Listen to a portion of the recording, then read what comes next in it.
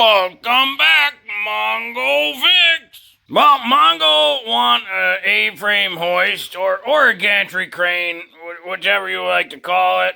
Normally, Mongo use Brother Kevin's cherry picker to like pull engines and whatnot. But Mongo gonna see if he can build a gantry crane on the cheap, as in totally free. Just looking at prices on the old interwebs, them things is kind of pricey to Mongo. We got $700 for one, $6,000 for one. That a whole bunch of money. Brother Kevin cherry picker always worked out pretty good, except for, the little legs that go underneath the car. Kind of limit some capabilities. So, Mongo wants the gantry, so that way there's no legs under the car. Now, everything from the pile. So, we got some big, heavy-duty casters. Real big and heavy-duty. Mongo forget what they're rated for, but a whole bunch. Mongo got a couple I-beams here. Pick up a whole bunch of these from a company that was throwing them out. Those casters are going to span them pretty good. That'll make the gantry mobile. We got our two legs. Yeah, we got a couple big, tall uprights. They should span pretty close, too. Whole bunch of bolts from the pile. These grade 10.9. We got some small bolts for the casters. These grade 9.8. And Mongo got the, maybe you call it the cradle. The thing that slide across the top I-beam or C-channel, whatever. Along with, chain falls and things. Out back, Mongo's got a whole bunch of C-channel. Kind of welded up into a box, but that's easy enough to unweld and flip around to make an I-beam. Mongo getting tired of looking at the parts? So it's time to assemble an A-frame gantry crane. Mongo's going to start by cutting these ends off of these I-beams, because Mongo don't need the ends. Not worried about this little flush area here, that kind of nice webbing, but these ends unnecessary. Just cutting them off with the plasma cutter. To do that, we're going to need a ground location. So just file a quick ground spot, just so we know we got some bare metal. Turn the plasma cutter up to maximum. Get some PPE and let's see how well she cuts.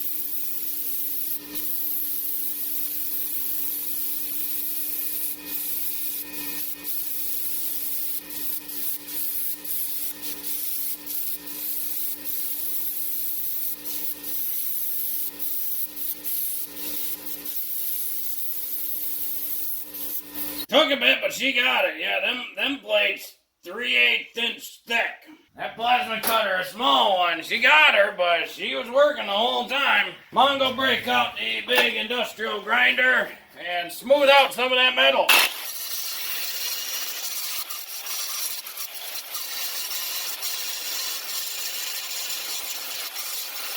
If you don't have plasma cutting capabilities, but a Sawzall, you could Sawzall the plates off.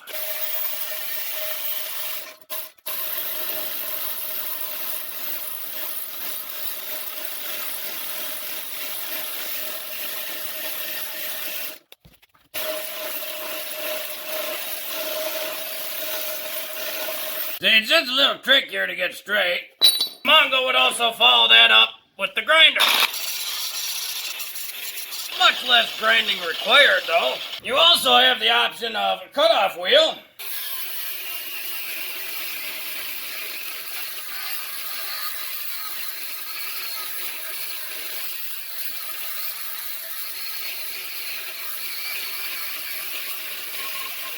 Of course, Mongo would also follow that up with the grinder.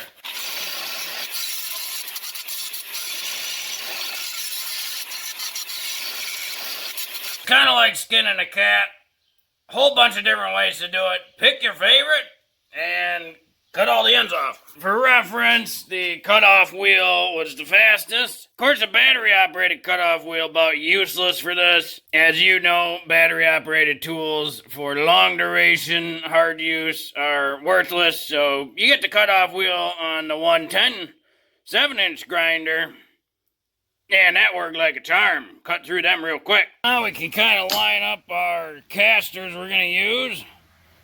And Mongo's going to run them pretty close to the edge. This way you could butt this up against something and it's not going to be in the way of the caster. This is the bolt Mongo's going to use, so just picked out a drill bit that was a little bit wider than the bolt. That way the bolt will go through and leave just a little bit of wiggle room. The bigger drill bit you go, the more wiggle room you got, which is nice if you want to get it nice and straight, but if you got too much wiggle room, you'll really get a lot of slop in that caster. Mongo like that position it pretty good, so just go around, mark our holes. Take a centering punch. That's the punch that has a little point in the middle. And put that right in the center of those dots, or as close to it as you can get. And then hit it with a hammer. That gives your drill bit a nice center, so it doesn't start walking around. Mongo's gonna use the drill that we cleaned up from Cousin Charlie. Now, this is a low-speed drill bit. What that means is it operates best at lower speeds. They do make high-speed bits. Be sure you're using the proper speed for your drill bit. How do you determine that? Well, start drilling. Start off at a low speed with a little bit of pressure and see what your chip size is coming off the drill bit. If it's real small chips, probably not a low speed bit. You should get some pretty decent sized chips coming off when you get to the right RPM for your drill bit. Now, because this metal's pretty thick, and we're going to be drilling for a while, Mongo using this metal cutting fluid. Just run it right on the bit itself. Put a little dab where you're going to drill, and periodically add more.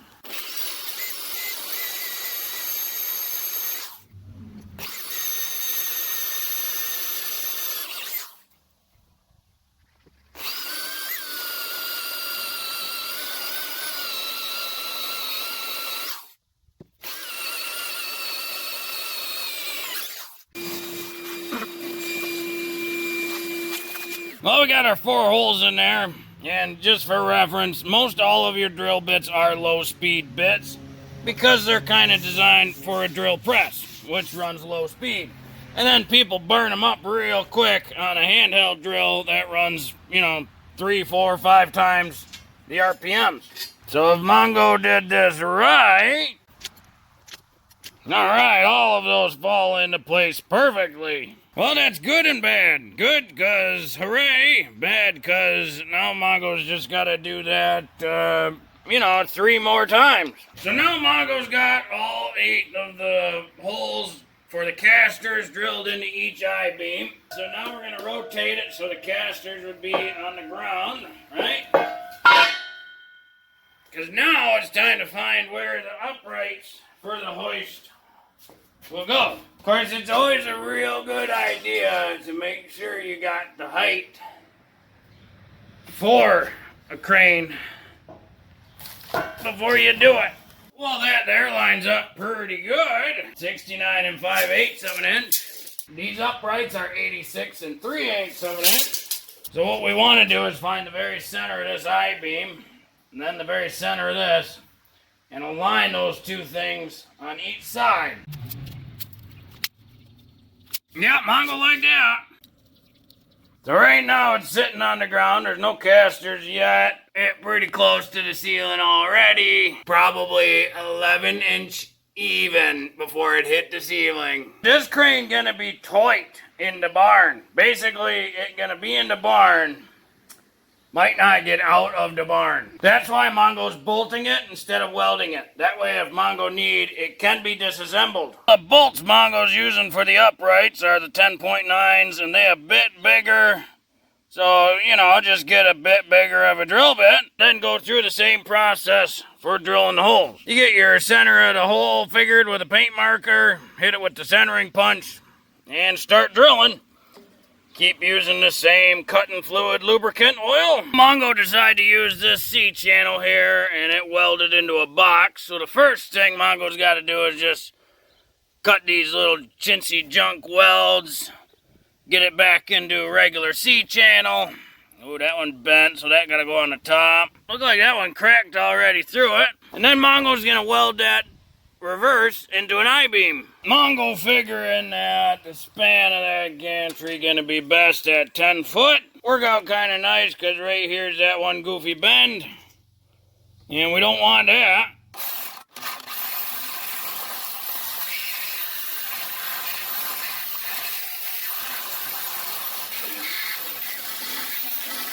Now Mongo can go around and cut these little welds out.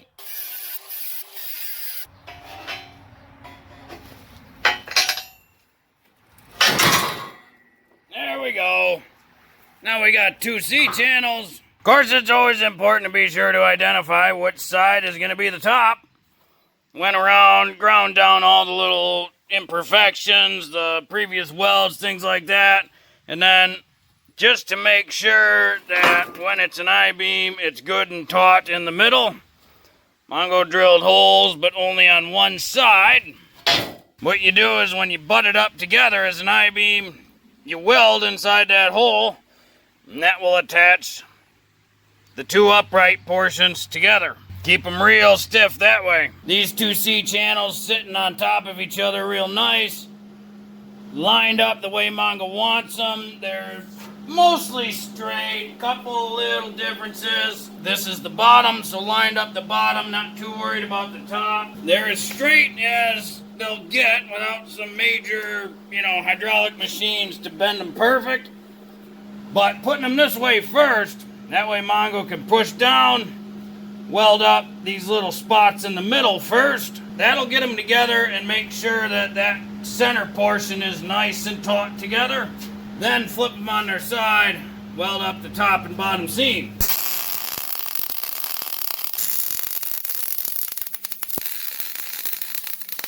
That's all we really doing, just filling those spots in.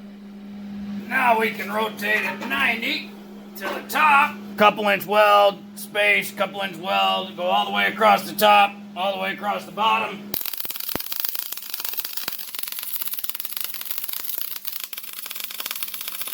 There's only one problem with this I-beam.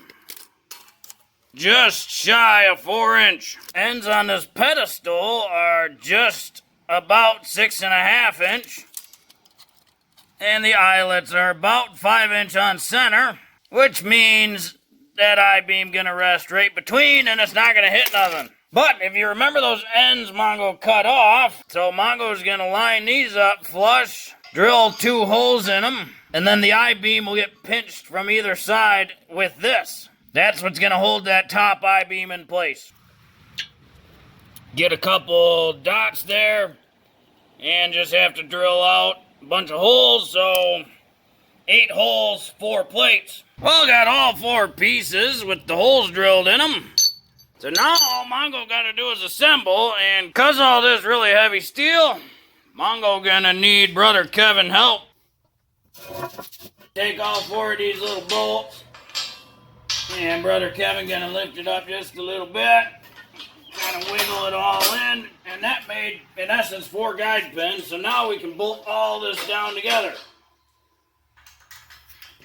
Now that we got the bottom secure, we can use the big hammer and knock these around to get it centered in and out and right and left.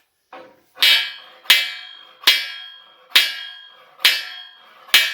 there. Well, just a touch back. Perfect. And now we got to do the side to side. Once we got our center, tighten them down as tight as they will go.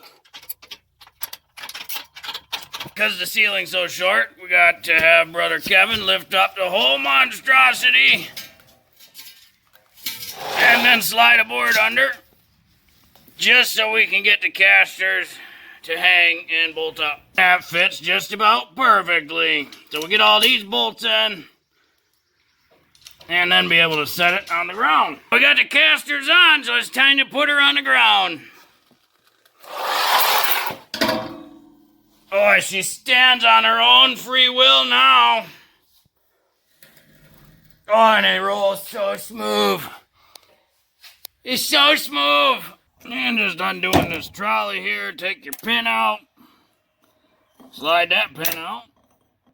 And this little adapter size selector comes off. And we slide one side of the trolley out. Then we can hang it on the I-beam. Just gotta set the one side on. And it'll kind of sit like that while we get the other parts back here. And then we can slide our little safety stopper in. Then the other half of the trolley. Then our top portion. This is where we'll figure out. Actually, that one pretty good right there. Because they all have some adjustment in them. You don't want them to be too tight, but not too loose. Yep, gotta go to the next spot. That looked pretty good there, though.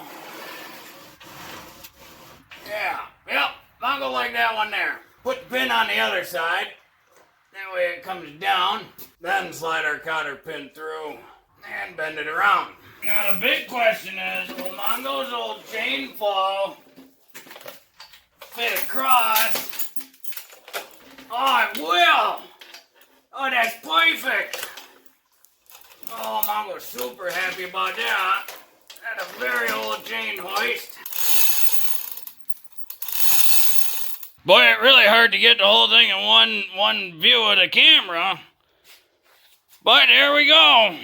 Mongo's got a brand new Gantry Crane or A-Frame Hoist, whatever.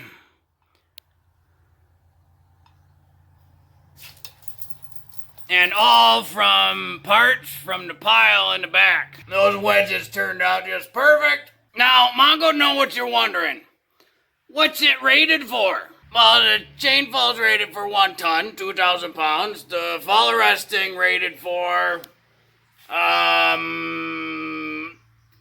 fat guy falling from more than 6 foot, so a lot. That's big steel C-channel, 2 of them. Big steel upright.